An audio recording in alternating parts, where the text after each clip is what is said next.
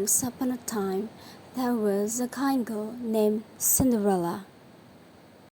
All the animals loved her, especially two mice named Goose and Jack.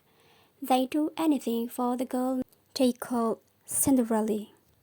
Cinderella lived with her stepmother and her stepsisters, Anastasia and Drizella.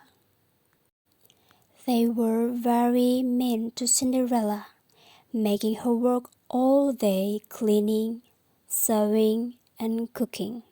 She tried her best to make them happy.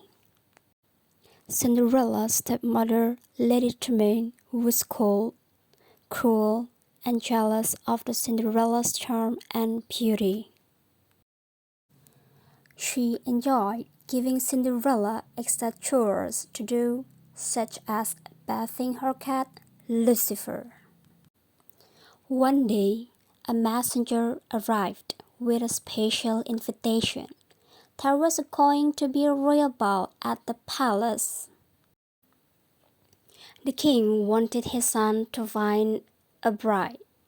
Every young woman in the kingdom was invited, including Cinderella. Cinderella was very excited about the ball.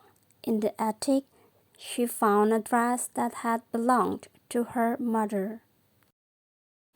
It was a bit old-fashioned, but Cinderella could make it beautiful. Lady Tremaine didn't want Cinderella to go to the ball. She wanted the prince to meet Anastasia and Drizella. Maybe he would marry one of them. Lady Tremaine kept Cinderella busy with chores that would take her all night to finish. Working together, the animals turned a simple dress into a fabulous gown. While Cinderella was working, the mice and birds fixed her dress. They added ribbons and beads that the two stepsisters had thrown away. Cinderella was overjoyed when she saw the dress. Now she could go to the ball. "Oh, thank you so much," Cinderella said to Goose, Jack, and the birds. When the stepsisters saw their old ribbons and beads on the Cinderella's dress, they flew into a rage.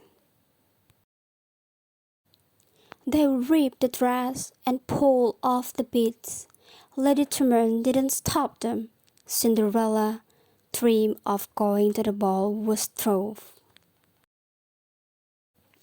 Cinderella ran away to the garden to cry. Suddenly, her fairy godmother appeared. With a wave over wand, she turned a pumpkin into an elegant coach. Cinderella could now go to the ball, but her dress was still ruined. "Bibbidi, bobbidi boo," said the fairy godmother, waving her wand again. Cinderella was now wearing a beautiful gown and sparkling glass slippers. But all of this came with a warning.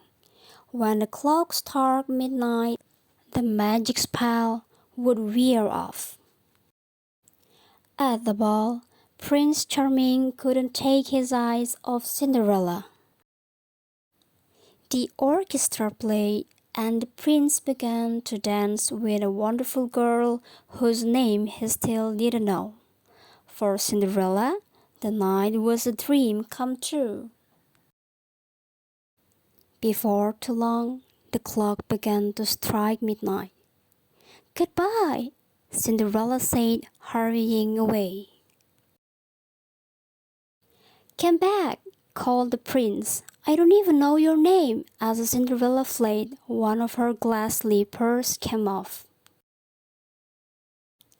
The prince sent the Grand Duke to find the girl who fit the glass slipper. Lady Tremaine locked Cinderella in the attic. but Cinderella's mouse friends freed her. Then Lady Tremaine tripped the Grand Duke, and the glass slipper shattered. But Cinderella had the other in her pocket, and it fit. Cinderella and the prince were soon married. Everyone rejoiced, including Cinderella's mouse friends, who wore special outfits to the wedding. Filled with joy, Prince Charming and Cinderella lived happily ever after.